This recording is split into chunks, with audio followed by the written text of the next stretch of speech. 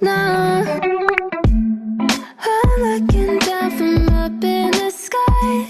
I don't quite get how I've been without you for all this time.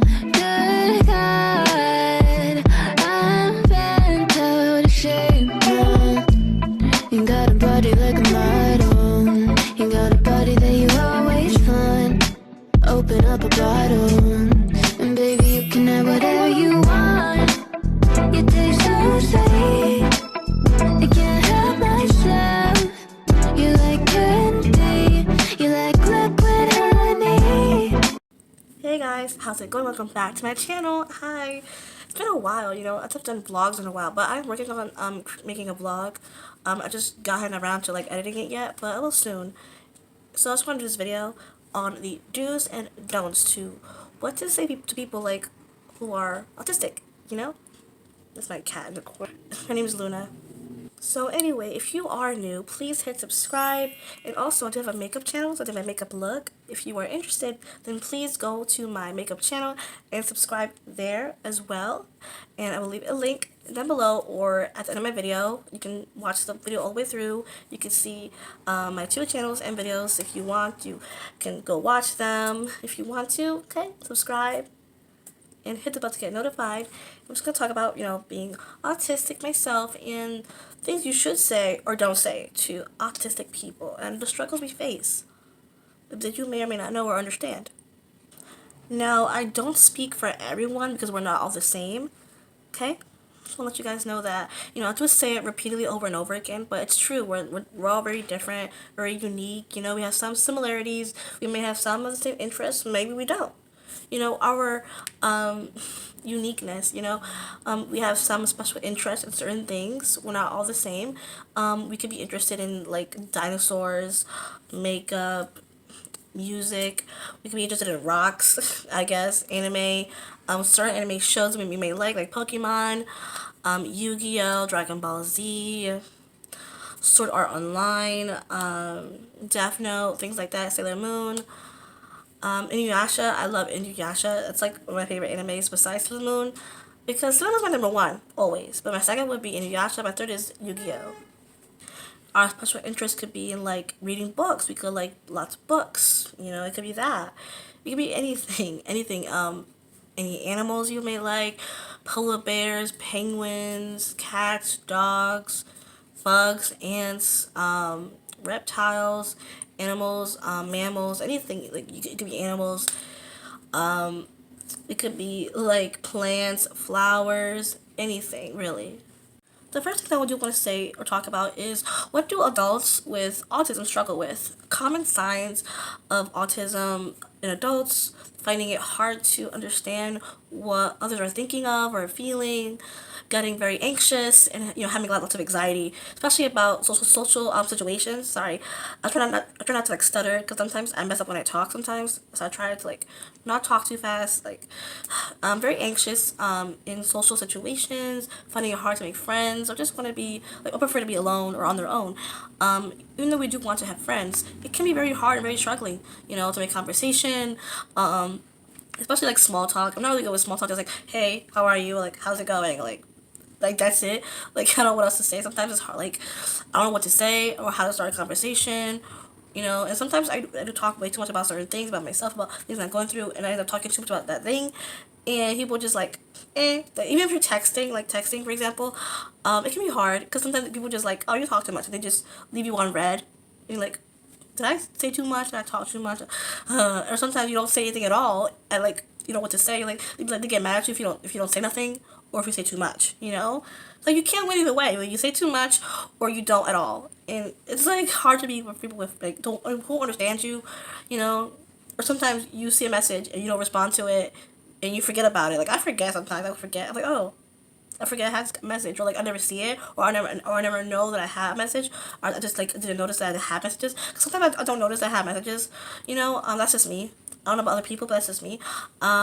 Things not to say to autistic people, okay? Everyone's a little autistic. No, that's not true. Not everyone's a little autistic. No.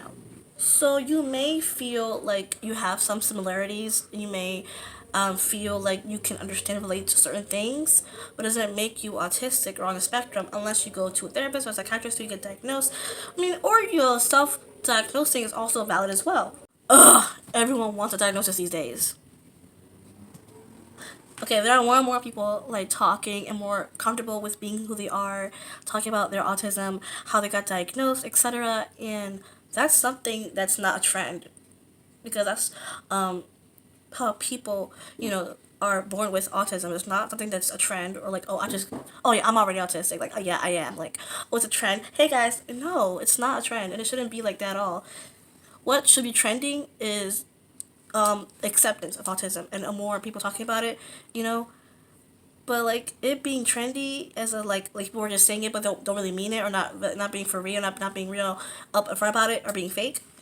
That's not cool. You are clearly high functioning. You know, it's very offensive. It's so offensive to actually autistic people.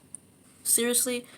I mean, before I used to think, wow, there are people who are high functioning, low functioning, and in the middle. And I always put myself as in the middle because I don't fall between high or low functioning. So I felt like I was, I didn't know too much. Like I felt like I was like not that smart. Because there's some things that some things I don't know or don't know how to do, what to do. I don't understand, and there's some things that I do know more of, So I feel like I fall in the middle. But I do heard recently that some people think that high functioning and low functioning is not okay to say. There are people who still think that it's okay to use it. I mean, however you feel about it, whether you think it's okay to say high functioning or low functioning, however you think or how you feel about it. Personally, I think I'm in the middle. I'm not too high functioning, so I'm not that smart.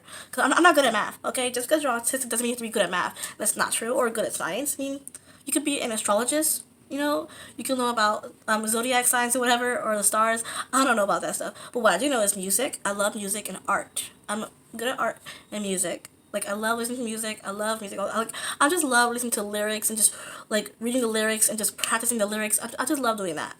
And drawing. I love drawing and poetry. I love poetry. Like I'm very into the arts basically. That's my thing. I love doing that. And makeup, because makeup is also like art. You just want to seem special, don't you? Thanks, Karen. And you know about that? Who cares, right? What's wrong with being special? Anyone is special. We're all special, okay? But the saying when you say you just want to seem special, it's kind of like saying you want to seem dumb so you can get whatever you want, or you can, like, I don't know, this is weird. Like, so what? I don't think there's something wrong with being special. And you're saying it in a negative way. Saying it in a negative way is wrong. Like we want sympathy. Is that what you're saying? We want to receive whatever we want from people. No, that's not it at all. Is that what you're saying? Then no. And anyone's special. We're all special in our own way. Everyone is special. Nobody's perfect. And I don't know every people who say thanks Karen or she's a Karen, like I never get it. Like I'm like, why are you calling a person's name Karen? That's probably not the right person's name. Or like I did Googled it, like why people keep saying Karen. I did Googled it. Basically saying that calling someone a Karen means that they're white, I guess, and then a white privilege person, like something like that. And I just don't get it. I mean, I kind of get it's a little bit funny they say Karen. And I've seen some videos about it, but I'm just like, I don't know, I just don't get it. Like, what if the person name is actually Karen and they're a nice person? I mean, it doesn't make any sense. I am white passing Latina. I'm Puerto Rican, but I'm white passing because I'm my fair skin. I'm pale. I could pass for a white person, but I'm actually a Hispanic person. I'm Latina. I'm Puerto Rican, and it really bugs me. It really annoys me that people think I'm a white person because I'm white passing, but I'm actually Latina. They'd be like, "You're not Puerto Rican. You're white skin. You're pale." I'm like, there are Hispanics with dark skin too, not just a light brown skin with dark curly hair or dark brown curly hair and brown eyes. Puerto Ricans can look like me, pale with dark hair. My hair is curly. It could be white with blue eyes, blonde hair. Hispanic Latinos can be dark, like very, very dark skin. Like people can be black and be Latino. They can be mixed, like half black, half Latina, half Asian, half Latina. Like it doesn't matter. Like, you know. Can someone tell me down below about Karen? Like, what does that actually mean? Like, I still don't get it. Karen. Like it makes no sense to me. It's not a personality, it's a person's name. Like I don't get it. What? Cause I know a person named Karen and she's very nice, but it just makes no sense. I don't get it. I never will probably. And we have a few more things. I have social issues too. It's not what trendy is with kids these days, or you're just being pitied. These things are not okay to say to autistic people. Saying I have social issues too. Everyone's different. Everyone has different things they go through. Social skills, whether it's social anxiety, and having panic attacks, anxiety attacks. We're all going through stuff. You could be autistic and have social anxiety. You can have panic attacks. That can happen. Okay, you can have autism and ADHD. Okay, you can have bipolar disorder and be autistic. You can be queer and be autistic. You can be in the LGBTQ plus community and be autistic. Okay, everyone has issues. Everyone's different. Everyone goes through things differently.